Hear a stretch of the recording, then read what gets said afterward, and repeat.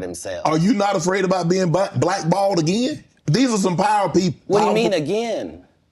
These people are not powerful. Satan can't create anything. Is that I'm quite likely to tell the whole truth and nothing but the truth, so help me God. All right, buckle up because this one's about to get wild. Let's start with a question that will get the gears turning. Do you really know who you're putting your faith in?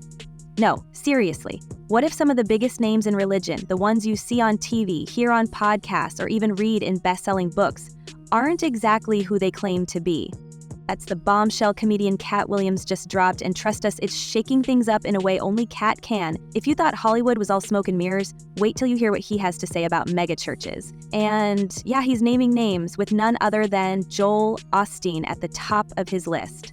I am a masterpiece. I am fearfully and wonderfully made. I am strong. I am talented. I think that is speaking to the core of what God's put in each one of us, that He has equipped us, He's empowered us, we have what we need to fulfill our destiny, but I do think that we have to bring it out. Now, if you're not familiar with Katt Williams, let us give you the rundown real quick. Katt's not just a comedian, he's a cultural fire starter. He's that guy who's been calling out Hollywood's secrets for years. And whether you think he's crazy or courageous, one thing's for sure, when Katt speaks, people listen. Recently, he went on Shannon Sharpe's show and let loose about everything from God to Ye to the darker side of the entertainment industry. But just when you thought he was done spilling tea, he turned his sharp wit and no-holds-barred honesty toward one of the most famous pastors in the world, Joel Osteen. All lies will be exposed, that's all. And anyone who takes that the wrong way, know why they take it the wrong way. Now, Joel Osteen isn't just your average Sunday preacher. Oh no, he's the guy broadcasting feel-good sermons to millions, writing books that fly off the shelves, and living in a way that screams luxury. We're talking private jets, sprawling mansions, and cars that cost more than most people's homes. But Katt's not buying the act. In fact, he's calling Osteen out as just that, an act. According to Katt, Joel Osteen isn't a man of God, he's a performer. And let's be real, if there's anyone who knows how to spot a performance, it's Katt. You know, I just felt like that, you know, it's not going to be right. So the first sermon you did, you were trying to imitate your dad. Yeah, I really was. You were trying to invoke him. The first few months, I felt pressured to be him, not in a bad sense, because I love my dad, but I just thought, you know what, I felt like I needed to be, because that's what everybody expected of me. Because I'm, you know, we've been here all these years. But then one day, about 3 or 4 months in, I realized I'm not good at being my dad. Let's rewind for a second and set the stage here. Joel Osteen leads Lakewood Church in Houston, Texas, a mega church that used to be an NBA arena, by the way. It holds around 700 people at a time, making his weekly congregation look more like a sold-out concert than a traditional church service. And if you think that's impressive, his reach goes far beyond the walls of Lakewood. With televised sermons, YouTube streams, and motivational books, Joel Osteen has become a household name. But here's the kicker. All that success hasn't come without controversy, and Katt Williams is here to pour gasoline on that fire. During his interview with Shannon Sharpe, Katt didn't hold back. He talked about how some of the most successful people in entertainment, politics, and yes, even religion are just playing roles. According to him, they're not genuine. They're part of a much larger system designed to manipulate and control. And Joel Osteen? Katt put him right in the thick of it. He claimed that Osteen admitted to being an actor, not a true man of faith. Let that sink in for a second. If what Katt's saying is true, then everything about Osteen, the sermons, the books, the public persona, is just one big performance. And if you're wondering why someone would do that, Katt's got an answer for you. Money and power. It takes a little bit of time. It takes, you know, I've gotten more comfortable in the last 3 or 4 years. I finally, you know, outlasted the critics. I finally, you know, get a little confidence and you realize that, okay, you know what, this is my lane. I know it deep down in the core of my being. Boy, when you're looking over here and over there, that's energy that you need, and, you know, you're taking that energy, you're taking that focus away from what you need. Now, before we go any further, let's talk about what makes Joel Osteen such a polarizing figure. On the surface, he's all positivity and good vibes. His sermons are more about inspiration and self-help than traditional fire and brimstone preaching. He's the guy who'll tell you to believe in yourself, stay positive, and trust that God has good things in store for you. Sounds harmless, right? Well, not everyone thinks so. Osteen is often criticized for preaching what's known as the prosperity gospel. Basically, it's the idea that faith can lead to financial success. In other words, if you pray hard enough and believe deeply enough, God will reward you with wealth and happiness. Do you have to read the book? Do you have to believe in Jesus to read this book? No, anybody can read the book. Our message is about, even when Jesus was on the earth, he went to all kinds of people. So I've always tried to get outside of just the church walls. Your book, I mean, your church is non-denominational, correct? It's non-denominational. It's an appealing message, sure. Who doesn't want to believe that they're just one prayer away from their dream life? But critics argue that it's a dangerous oversimplification of what faith should be. They say it's more about making money than spreading the word of God. And let's not forget, Osteen's own lifestyle doesn't exactly scream humility. The man lives in a mansion worth over $10 million, drives luxury cars, and has a net worth in the tens of millions. He claims he doesn't take a salary from his church, but the money from his book sales and speaking engagements more than makes up for it. And here's where things start to get really messy. Katt Williams isn't the first person to side-eye Joel Osteen's empire. The controversies have been stacking up for years. Remember Hurricane Harvey in 2017? While Houston was underwater, Osteen's Lakewood Church was criticized for not opening its doors to evacuees right away. At first, Osteen's team claimed the church was inaccessible due to flooding, but photos and videos circulating online told a different story. After public backlash, the church finally opened its doors, but the damage to Osteen's reputation was already done. People accused him of caring more about protecting his church's image and property than helping those in need. Hey, God bless you. Welcome to Lakewood today. We are so blessed to have you here. How many of you are ready to worship the Lord this morning? Fast forward to 2021, and things got even stranger. A plumber working on a repair at Lakewood Church found envelopes filled with cash and checks hidden in a wall. And get this, it just so happened to be the same amount of money that had been reported stolen from the church years earlier. Coincidence? That's for you to decide. Either way, it raised some serious questions about what's really going on behind the scenes at Lakewood Church. Now, let's circle back to Katt Williams for a second. What makes his claims so explosive is that he's not just pointing out the obvious controversies. He's suggesting there's something much deeper and much darker going on. According to Katt, Joel Osteen isn't just a preacher who got rich off the prosperity gospel. He is part of a larger system that uses faith as a tool for manipulation. And if that doesn't make you question everything, we don't know what will. Again, getting back to the comment, you said that you don't like to fly commercial because you don't want to get into a tube with a bunch of demons. Do you really believe that human beings are demons? No, I do not. And don't you ever say I did. We wrestle not with flesh and blood, but principalities and powers. Here's the thing about Katt, he's no stranger to controversy himself. Over the years, he's been labeled everything from a truth teller to a conspiracy theorist, but love him or hate him, you can't deny that he's got a knack for making people think. And this time he's asking some tough questions about faith, authenticity, and the role of megachurches in modern society. Are these pastors really spreading the word of God? Or are they just selling a brand? And if it's the latter, what does that say about the millions of people who follow them? Katt's critique isn't just about Joel Osteen. It's about the entire system of megachurches and prosperity gospel preachers. He's calling out the hypocrisy of preaching humility and generosity while living in luxury. And let's be real, he's not wrong to question it. How can someone preach about giving to the poor while driving a car that costs more than most people will make in a lifetime? How can they talk about trusting God's plan while building multi-million-dollar empires on the backs of their followers? You have some fancy clothes. I mean, for a pastor, you are living a life of luxury. You've got great homes, you've got great planes, you drive in limos. I'm a very wealthy man. You're a very wealthy man. Yes. Yeah. And some people would say that, is it appreciated? May I add something to that? My wealth doesn't come from offerings alone. But here's where it gets even more interesting. Katt isn't just accusing Osteen of being a hypocrite, he's saying the man is straight up acting. According to Katt, everything about Joel Osteen, the smile, the sermons, the inspirational quotes, is all part of a carefully crafted performance. And if that's true, it's not just a problem for Osteen, it's a problem for everyone who's ever put their faith in him. Now let's be clear, these are Katt's claims, not hard facts. But even so, they're enough to make you think twice about the people you look up to. After all, if someone as high profile as Joel Osteen can be accused of being an actor, what does that say about the other so-called leaders out there? And more importantly, what does it say about us for believing in them? Chris, it happened live on 100.3 The Bull. The radio show was simply asking people, have they ever found anything of value? But they never expected to hear from a man who says he discovered hundreds of envelopes full of checks and cash at Houston's Lakewood Church. All right, let's dive back in because this train isn't stopping anytime soon.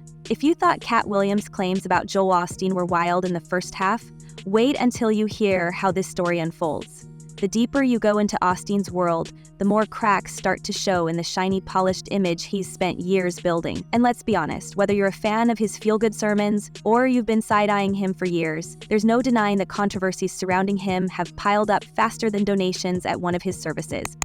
There was a loose toilet in the wall, and we removed the tile. Well, they removed the tile. Went to go remove the toilet, and I moved some insulation away, and about 500 envelopes fell out of the wall. So let's talk about the prosperity gospel for a second, the backbone of Osteen's entire empire. At its core, it's the belief that faith, positivity, and giving generously, especially to your church, will lead to blessings like health, wealth, and success. Sounds great, doesn't it? Who wouldn't want to believe they can pray their way to a bigger bank account or a better life? But here's the problem. When you start peeling back the layers, the whole thing feels less like a spiritual message and more like a sales pitch. And Katt Williams, he's not here for it. He's pointing out what a lot of people have been saying for years, that this isn't about faith. It's about creating a loop where the congregation keeps giving while the pastor keeps living large. To be a choice 20 years ago that I'm not going to wear makeup or get Botox, even though I know them things will make me look better, but I don't really want to look better. Now, Joel Osteen isn't the first or only preacher to embrace this controversial theology. But let's face it, he's one of the most successful at packaging it up, slapping a smile on it, and selling it to the masses. And boy, has it worked for him. His books fly off the shelves, his sermons rake in millions of viewers, and his church operates with an annual budget that would make some corporations jealous. But what about the people who actually buy into his message? For every success story of someone who tithed their way into prosperity, there are countless others who gave their last penny hoping for a miracle that never came. And yet, there's Joel, smiling away, telling his followers to keep the faith and keep giving. Katt's take? He believes this is where the line between genuine faith and exploitation starts to blur. One of the most glaring examples of this came during the Hurricane Harvey fiasco. Picture this. Houston is underwater, families are being rescued by boats, and people are desperate for shelter. Meanwhile, Lakewood Church, a massive air-conditioned building that could house thousands, is sitting there with its doors closed. Initially, Osteen's team claimed the church was inaccessible due to flooding, but social media users were quick to call foul. Photos started circulating, showing the building high and dry, and the backlash was swift. It wasn't until the public outcry reached a boiling point that the church finally opened its doors. And even then, many felt it was more about controlling the narrative than actually helping people. Critics saw it as a perfect example of what they've been saying all along, that Lakewood Church, and by extension Joel Osteen, is more concerned with appearances and assets than with practicing the compassion they preach. You know, we did that same thing when all that criticism hit. I knew we were doing the right thing. But it doesn't stop there. Let's talk about that wild story from 2021 when a plumber working at Lakewood Church made an unexpected discovery. While removing a loose toilet, he found envelopes stuffed with cash and checks hidden in the wall. Now, here's the kicker. This find just so happened to line up with the reported theft from the church in 2014, where hundreds of thousands of dollars mysteriously disappeared. Coincidence? Maybe, but it's not hard to see why people started asking questions. Was this money deliberately hidden? If so, by who? And why wasn't it found sooner? The whole thing felt like something out of a movie, and it only added fuel to the fire for those who already believed there was more going on behind the scenes at Lakewood than meets the eye. Now, there was a push to get that plumber some reward money after that incredible find, but Crime Stoppers says that the expiration for the tips had already passed, and that if you are to hand over a tip, it must lead to an arrest. And as of right now, Peter Kristen, no arrests, no suspects named. Now, Joel Osteen's defenders are quick to point out that he doesn't take a salary from his church. It's true, he said it himself. But let's not forget, his income from book sales, speaking engagements, and other ventures more than covers the cost of his lavish lifestyle. We're talking about a mansion worth over $10 million, luxury cars, and a wardrobe that screams designer. And sure, he's not the only pastor living large, but when your message is all about faith and humility, it's not a good look. Katt Williams took this a step further, questioning whether Osteen's entire brand is built on a foundation of performance. According to Katt, the Joel Osteen we see on stage, the charismatic, smiling preacher, isn't the real Joel Osteen at all. Instead, he's playing a role, one carefully crafted to keep the donations flowing and the brand growing. I can't win over there because I don't play.